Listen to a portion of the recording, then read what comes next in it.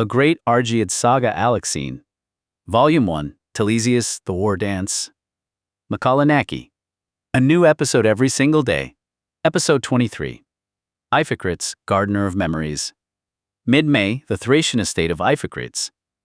The Thracian sun felt like a gentle hand touching the back of the neck, far more merciful than the blinding, suffocating glare that radiated from the Nix Hill in Athens. Drifting through the vast private gardens was the saline scent of the nearby Propontis Sea, mingled with the thick, cloying perfume of meticulously pruned, late-blooming roses. The retired Athenian general Iphicrates, the man who had once redefined the weight of a peltis, military boots, and dramatically extended the length of their spears to rewrite the history of Greek warfare, sat upon a time-worn marble bench, well into the autumn of his life. At a glance, he bore a striking resemblance to a placid, aging philosopher, or perhaps a soft-spoken gardener who lived for nature.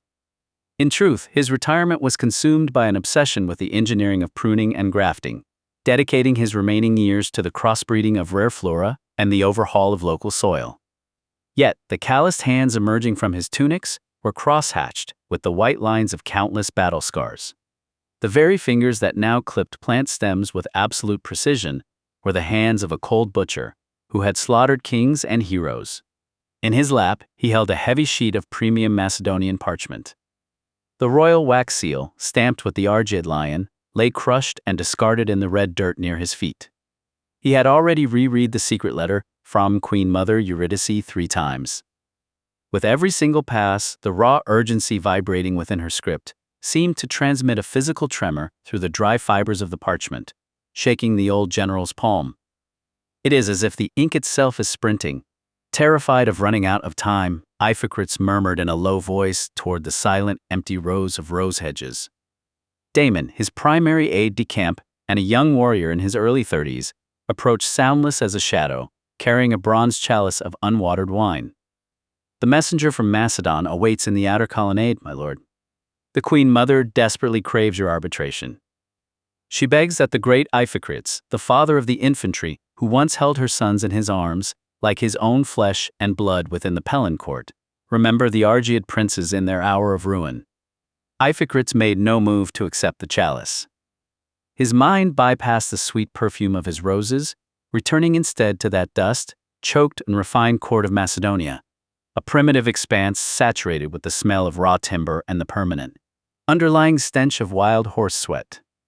Projected perfectly behind the retired general's eyelids was the image of young Philip as he had known him in Pella, a child possessed of a fierce, unnatural intellect, staring unblinkingly at the mercenary drills. I remember that boy's eyes vividly, Damon, Iphicrates said, his voice dropping into a fluid, rasping friction like gravel scraping together. He reached forward and clipped a branch from a young shrub with his pruning shears, coldly, yet at the precise angle required to stimulate its most magnificent growth. Most ordinary children, when staring at a soldier's panoply, fantasize about a solitary epic of heroism. But Philip was different. Within the movements of the men and the alignment of the ranks, he saw the internal mechanics of a massive engine. He once looked up at me and demanded to know, why is the weight of an Athenian javelin counterbalanced toward the rear of the shaft? He never once asked the childish, predictable questions about how many men I had slaughtered. He merely demanded to master the geometry of flight and the arithmetic of physical destruction. That boy is a premature, monstrous sapling generated by a terrifying soil. Within the cipher, Eurydice had pleaded for a powerful military shield from the old general, a mechanism to preserve her remaining sons from the blades of the regent Ptolemy and the fangs of the northern tribes. She begs for a far more hazardous intervention, namely, the direct deployment of Athenian arms, Iphicrates whispered, letting the severed branch drop into the mud at his feet. But Athens no longer possesses the caliber to act as a shield for foreign dynasties. The city is completely consumed by the bottomless mire of its own demagogues and popular assemblies. We cannot preserve Macedonia from its own internal slaughter. Iphicrates narrowed his eyes, as if searching the foliage for a dead leaf that required immediate pruning.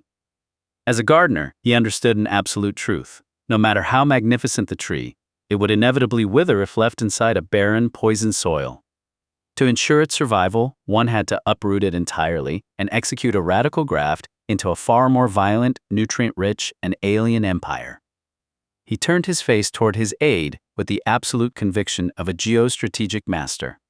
There is only one hegemony left in Hellas that possesses the military muscle to shield that boy from Ptolemy's knife while cultivating his intellect.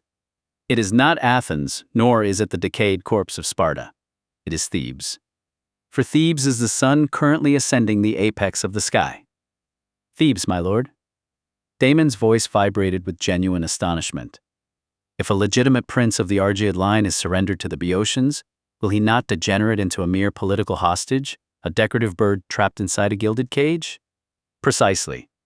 A hostage, Iphicrates replied, a cold, clinical smile, touching the corner of his mouth, devoid of any human warmth. Rising behind his retinas were the profiles of the two colossal minds currently directing the destiny of Thebes, the greatest dual intellects in Greek history. It may be a cage, Damon, but it is a cage that comes equipped with a definitive key to the world. Thebes currently possesses the twin titans who pulverized the invincible Spartan phalanx at Leuctra. The military genius General Pelopidas and the mastermind who elevated philosophy into a weapon of war, General Epaminondas. That boy will not conclude his trajectory as a passive prisoner. He's being systematically grafted directly beneath the brainwaves of Epaminondas himself. He will become our family's supreme scout inside their borders, absorbing the secrets of their oblique phalanx and the total architecture of the unbeaten sacred band into his very blood and bone. Iphicrates stood up, allowing Eurydice's parchment scroll to slide from his lap onto the marble bench. It fluttered helplessly in the morning draft like the severed wing of a trapped bird. The old general saw the entire board laid out. He knew for a fact that at this exact micro-negative second, General Pelopidas was moving his columns through neighboring Thessaly with the weight of a hammer searching for an anvil, ready to compress the usurper Ptolemy. Dispatch a swift messenger to Queen Eurydice at once. See to it that my words are inscribed precisely, without the deviation of a single syllable. Iphicrates kept his veteran gaze fixed toward the dark northern horizon, where the Macedonian throne lay, infusing his voice with the resonance of an absolute command that brooked no refusal. The architect of that bloody new order of the kingdom for which you thirst exists far closer than you hallucinate. He's already at your very feet. Send an urgent missive from the royal house directly to General Pelopidas in Thessaly at once, and grant him his grand pretext for intervention. To rescue the life of young Philip from the blade of the usurper, and forge him on this earth into the supreme weapon of history. There is no other path than to surrender that boy into the palms of those two titans of Thebes, Epaminondas, and Pelopidas, as the highest hostage of royal blood. Beyond this, no road remains on this grand earth for the lineage of the Argeads to survive. The old general exhaled quietly and heavily, as if he had completed with his own hands the grafting of a terrifying, colossal tree. That boy is altogether too precocious for his years. He loved geometry, the very scaffolding of the world, too intensely. For the next several years, an ordeal of absolute ferocity awaits him within that cage of wild beasts called Thebes. The multitude of ordinary men will look upon it as a prince's unfortunate downfall, yet for his own inner soul, it is nothing less than the highest, most supreme fortune. But Iphicrates placed the sharp steel pruning shears he had been holding down upon the cold marble table with a sharp clink. The rigid metallic ring echoed through the tranquil room, dragging an ominous aftertone in its wake. What of the existing order of our Greece, and indeed of the entire world that spreads beyond it? The exact cadence that boy completely steals the invincible intellect of Thebes, it will become the countdown to absolute annihilation. The final end in which all the ancient structures of this world are smashed into fragments and dust. You there, prepare the warships and elite warriors, bound for Macedonia across the Mediterranean immediately. But, Your Excellency, we are informed that Callisthenes is departing to Macedonia under the pretext of condolence, to hold an audience with the regent Ptolemy. To the words of the aide waiting at his side, the old general returned a sneer entirely devoid of hesitation. The desk-bound maneuvers of a man like Callisthenes will be of absolutely no use before this gathering storm. His mission is a mere piece of indolent verification, meant only to secure the shipment of shipbuilding timber, bound for Athens as before. If the supply of raw materials from Macedonia stagnates by even a single day, the construction of our Athenian triremes will lag, and our hegemony over the sea will waver. While he is busy counting the volume of trees, history will shed a different blood. My concern is not with such immediate timber. It is with a darker shadow crawling up from the very bottom of history.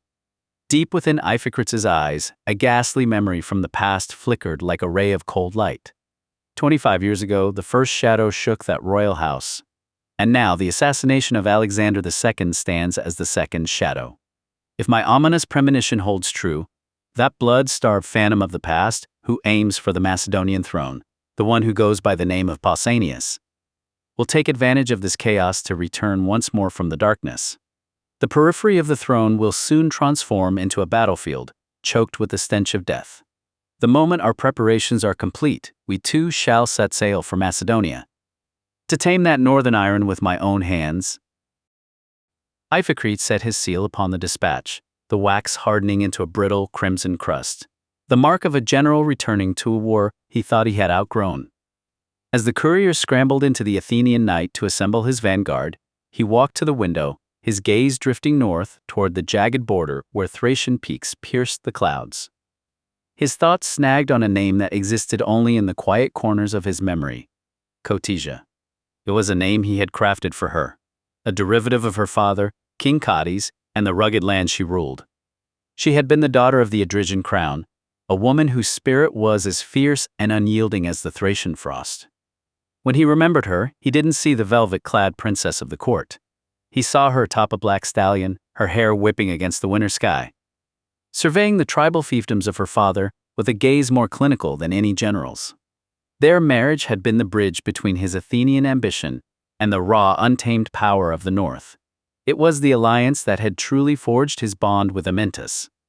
He remembered the day Amyntas had let the truth slip, over a flagon of too strong wine, years before the adoption. The king had been looking at Cotesia with a mix of political envy and genuine human regret. Amyntas had intended to claim her, to wed her and bind the Argead kingdom to the Macedonian throne through the most ancient of political levers. He had seen the marriage as his salvation from the first shadow, the ultimate barrier against the Illyrian tide. But he had been too slow.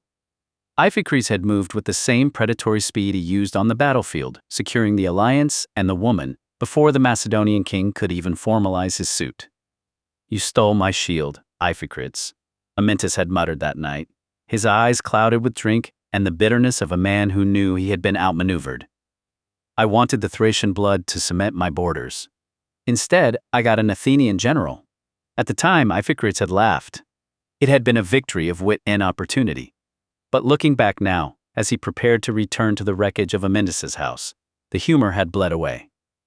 By winning the woman, he had inadvertently forced Amyntas into the desperation that led to the adoption.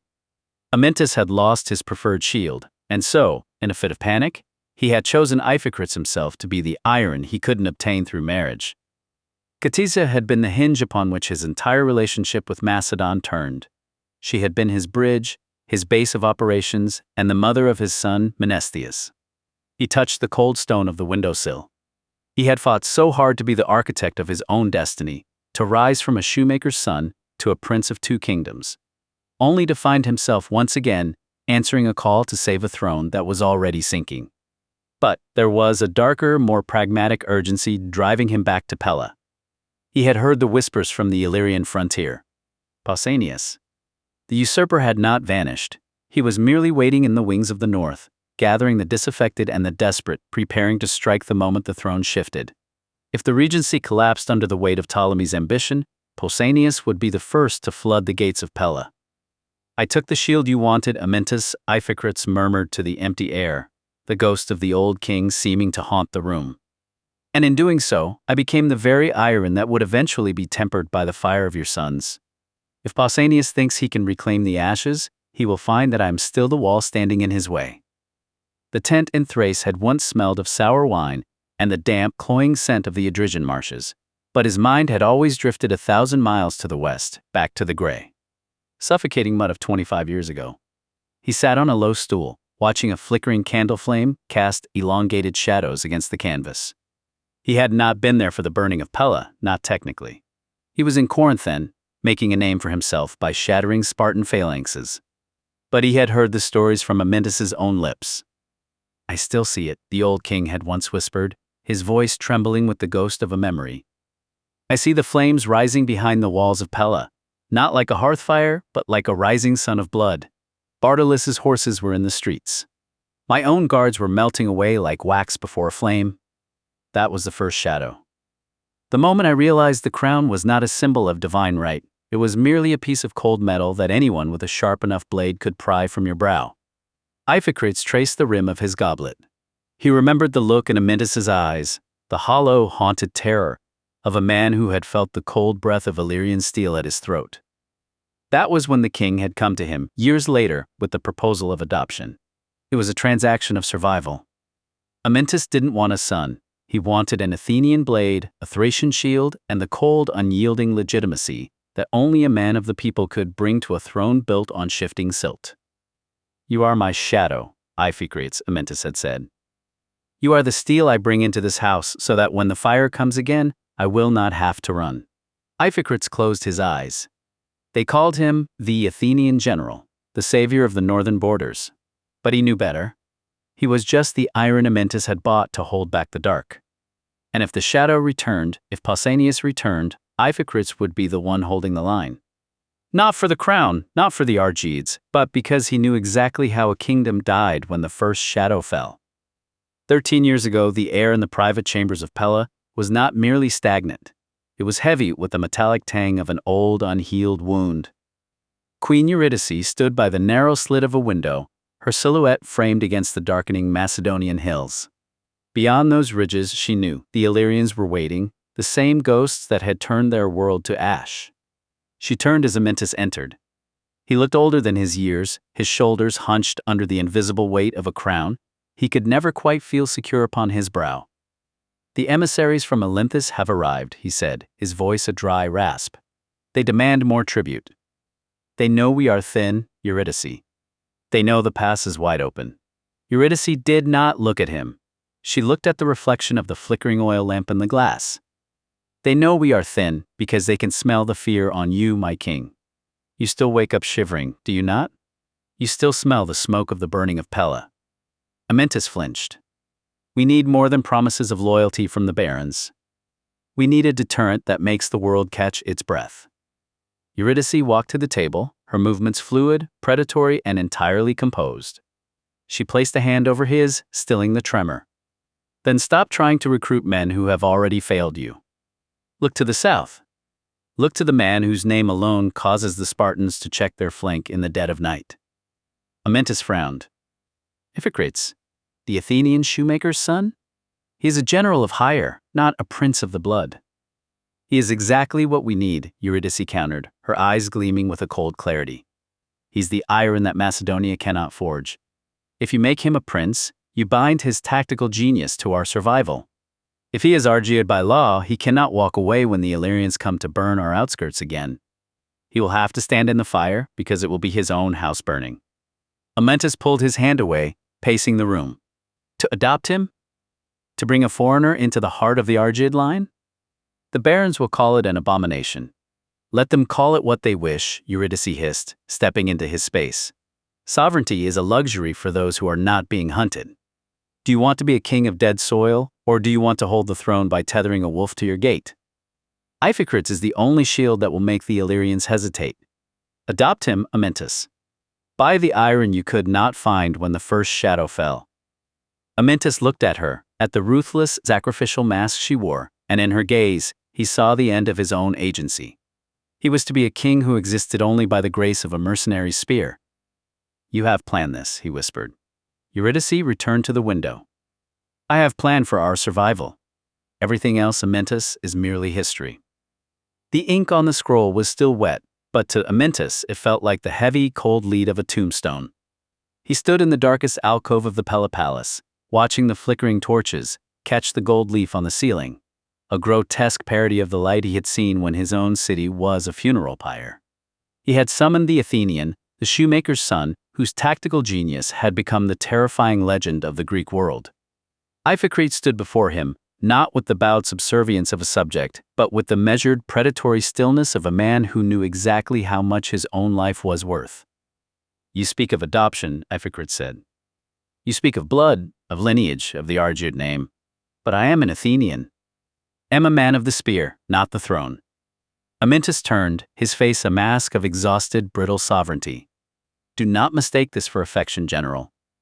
I do not care for your pedigree, and I have no room in my heart for a son. Am buying a shield. Am buying the external iron that I lacked when the shadow first fell. You are the price I pay to ensure that, if the flames return, I do not have to watch my world turn to ash again. Iphicrates looked at the king, and for the first time he saw past the mask of royalty into the raw, pulsating core of the man's terror. You want me to be the guarantee, Iphicrates said softly. When the shadow returns, and it will, I will not have the luxury of fear, Amyntas corrected. I have tethered you to my throne. Your destiny is now inextricably linked to the survival of this house. Sign, General. Sign, and be the iron I could never forge myself. Iphicrates signed, the scratch of the quill sounding like a death knell in the quiet room. The deal was struck. Amyntas had bought a security, and Iphicrates had accepted the shackles. The first shadow had finally found its master. The years had not softened Iphicrates. They had only honed his cynicism into a fine, serrated edge. He sat in his Athenian study, the taste of dry wine on his tongue, when the courier arrived. The seal on the wax was not just royal. It was the mark of a kingdom in the throes of a familiar, suffocating death. It was from Eurydice. The parchment trembled in his hands, not from age, but from the weight of the tragedy it carried. Alexander II, the son she had fought to protect, was dead, betrayed, gutted by the very intrigues that had once defined the court of Amyntas. And now the throne had passed to the second son, Perdiccas, a boy of 17 with the eyes of a trapped animal, guided by the cold serpentine hands of the regent, Ptolemy of Eloros. Iphicrates let the letter slip from his fingers. He knew Ptolemy of Eloros. He did not see the man as the common court viper the gossips painted him to be. To Iphicrates, Ptolemy was a cold, pragmatic architect, a man who had spent years carefully balancing the precarious trade routes between Athens and the Macedonian interior. Assassination? Seemed too clumsy, too desperate. And worse, the rumors were confirmed. Pausanias was mobilizing again, exploiting the chaos of the transition to claim a throne he had been denied for years. Ptolemy was juggling daggers in the dark, and if he slipped, Pausanias would be at the gates with a blood debt to settle. He stared at the letter, his mind racing through the shifting alliances of the court. If Ptolemy could not hold the line, the house of Amyntas was not just fraying at the edges, it was beginning to consume itself. He closed his eyes, and the present vanished, replaced by the ghost of the first shadow. He saw the smoke of that first, foundational fire. He felt the desperate, sweating grip of Amyntas on his arm, begging for external iron. Instead, he had only built a stage for a more exquisite ruin. Alexander is dead, and now Ptolemy is regent over Perdiccas, Iphicrates whispered. And Pausanias smells the rot. He stood, his bones aching with the weight of decades. Eurydice was calling for him again. She was reaching out through the ashes of her sons, desperate to save the last of her brood, desperate to pull the Argead house back from the abyss. Eurydice is playing the same game, he murmured to the darkness, his voice steady with the grim duty of a man who knew his fate. She thinks she can forge a savior. She doesn't realize that in Pella they don't forge kings. They only feed them to the fire. And Pausanias is the spark waiting for the wind. He turned toward the door. The Macedonian call was a dirge, but Iphicrates knew the melody well. The current act would end with a boy who, if he survived the regency's daggers and the usurper's blade, might finally realize that the only way to escape the darkness was to become the fire itself. Iphicrates stepped out into the night, ready to witness the final, bloody performance of the tragedy he had been adopted into. To be continued in episode 24, Thebes, Twin Sovereigns of the Chessboard. Watch and listen now. Watch the cinematic video trailer. Listen to the full saga now. Bookmark Volume 1, Telesias Playlist. Bookmark Volume 1, Divine Oracle Playlist. Join the Vanguard. A new episode drops every single day until the epic conclusion of Volume 1. Each chapter delivers a tight, hyper-focused 10 to 30-minute hit of cinematic historical drama, perfect for your daily plunge into antiquity. Subscribe to follow the bloody rise of the Argead dynasty. Thumbs up to help push our vanguard through the algorithm's gauntlet. Comment below.